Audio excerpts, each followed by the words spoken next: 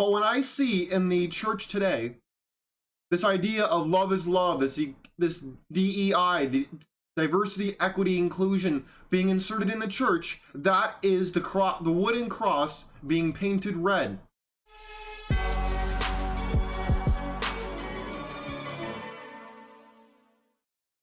Ladies and gentlemen, welcome to the Sheared podcast.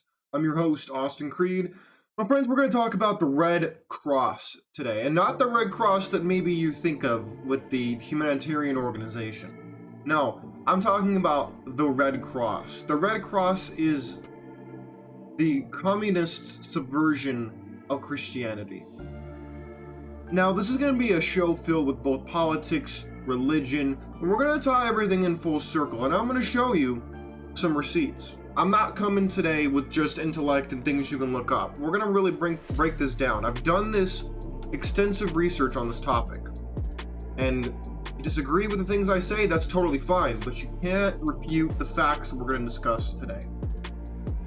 So, I don't expect everybody who listens to this show to watch all of my content. I put out quite a bit, but there's a show that I did a while ago about me reviewing a rainbow flag church, a LGBTQ friendly church. And when I looked at this video and I saw that they associated love with the flag of the Rainbow Rider community, I said, wait a minute, this is happening in a church, not in the community center, not at the Pride Parade. No, this is happening in a church. And I said, I gave you my straight up opinion in that video. I'll tag it. I'll put it up right here. I'll put it up right here for you if you want to go watch that. But I think it's time for me to really break down where I stand on this issue. Because at the end of the day, the reason why I'm opposed to the church today is because the church has no teeth. The church is a bulldog with no teeth. There used to be a time back in the day when the Catholic Church was way more powerful than it is now. Now the Pope might as well just be another guy with a blue check mark on Twitter. But back in the day, the Pope was the kingmaker of Europe. And Europe was the most powerful continent on the planet. And so we look back at those times, and the church had holy orders, Knights Templar, Knights Hospitaller, and now we look at the fact that the church doesn't have the authority it once had. And I'm not telling you we should live in a theocracy. I don't think we should. I don't want to live in Iran. If I wanted to live in Iran, I'd go live in Iran, but I don't want to live in Iran. But the problem I have is, here, I'll pull this up for you. I pulled this up. Here, I'll share the screen. Look at this. I wrote this down a while ago. I've done multiple shows on this, but I'll read you what it says. So, those of you who know who Herbert Marcuse was, Herbert Marcuse was the founder of the Frankfurt School of Marxist theory. And for those of you who don't know who he was a celebrated left-wing intellectual back in the days after World War II. But he didn't like how popular he was becoming because he didn't want his message to be associated with him. But this is what the Frankfurt School of Marxist theory put forward. It said instead of outright revolution like they did in the Soviet Union, like they did in China, Vietnam, the list could go on, Cuba.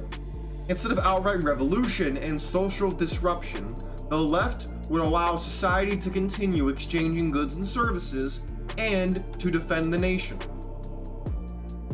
While they, the left-wing intellectuals, aka the professors, the senators, the congressmen, the historians, the people who you would associate with a lot of these views that are pushed forward about equity, DEI, diversity, equity, inclusion, all these people who use this friendly language to push hatred towards people who don't agree with them, those are the left-wing intellectuals, would take charge of education, manipulate the population with media propaganda, corrupt morality through the entertainment industry, sound familiar?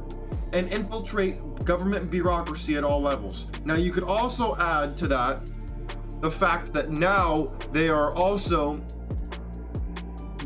infiltrating the church itself, because the church no longer has the meaning it once did. They don't have the strong backbone they used to have. Because here's the problem.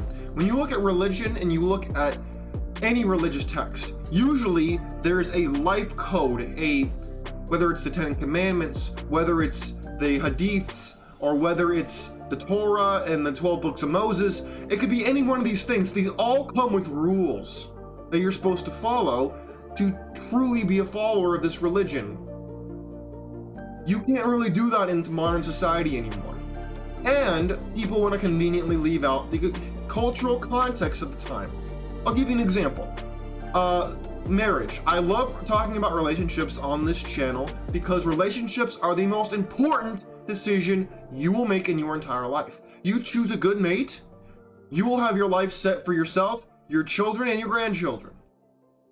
But if you don't, and the wrong person is allowed into your life, you will be, the generation below them and the grandchildren, if you have any, will be fractured. And you will lose the generational wealth you give to them, you will lose the stability, you will lose the healthy environment, you will lose all of that and more.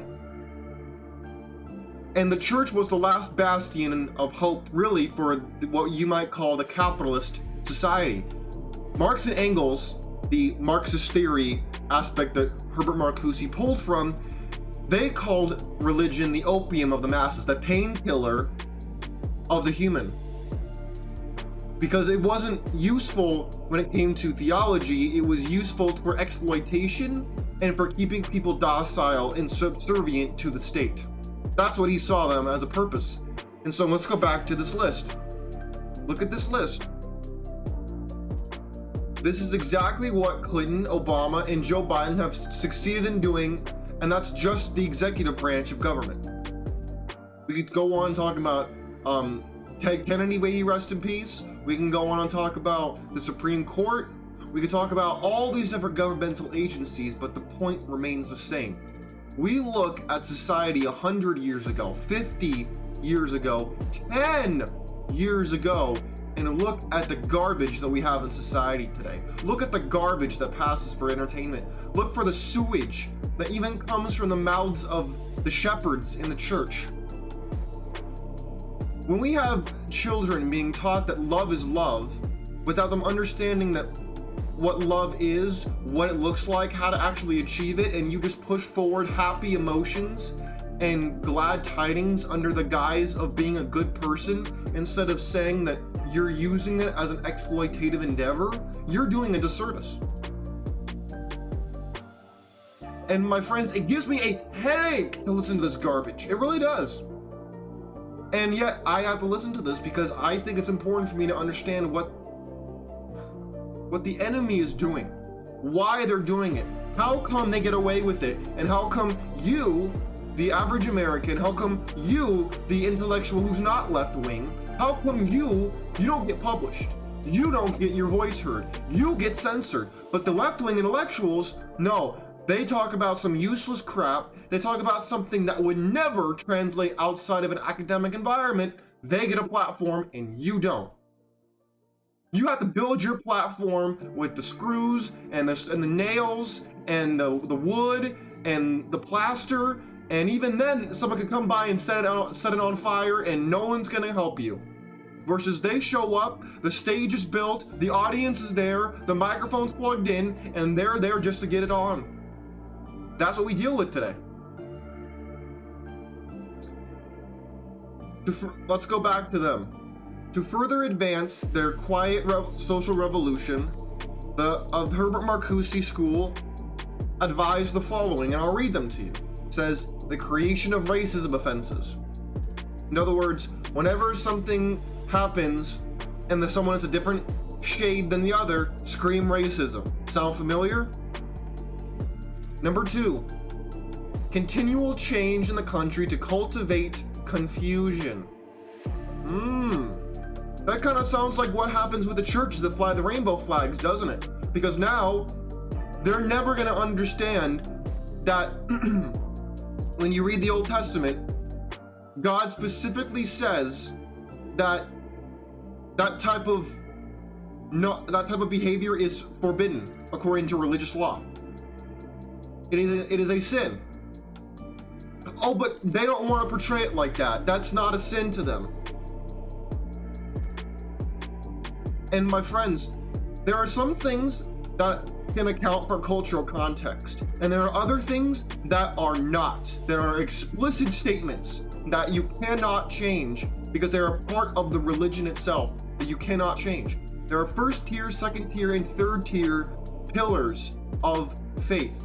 And one of them is this idea that the family is a image of what we will see in heaven. But for some people, they say, oh, forget it, we don't need all that. See, it's one thing to adjust to the culture. When I talk about being a biblical bachelor, I don't say that because marriage is bad. No, marriage is good. I wish our marriage was better, but the fact is, with the laws we have today, you're more likely to get divorced than you are to stay married. And even then, if you stay married, you're more likely to have a sexless marriage where you have to basically go through all these hoops and hurdles to get your wife to sleep with you. And that's the uncomfortable reality that people don't want to talk about, especially married men. But when I see in the church today, this idea of love is love, this DEI, the diversity, equity, inclusion being inserted in the church, that is the wooden cross being painted red. That is exactly what they are doing. They are subverting and continually changing the doctrine of the church to cultivate the confusion. My philosophy is not confusing, but they want to constantly brainwash the children to think that, oh, it doesn't matter, God loves everybody. Okay. Does that mean everybody's gonna go to heaven? No. Does that mean we just spit in God's face? Why didn't God create two men at the beginning of creation? Did I ask the question? Yeah, the hell I did ask the question. Why didn't God give Adam Ethan instead of Eve? Do I want to ask that question? Oh, you know the answer. But yeah, you go to these churches and guess what? They won't tell you that. No, they won't do that because that's hurtful. That's not allowed. Well, go write the FCC if you don't like it. Get me canceled. I don't give a damn.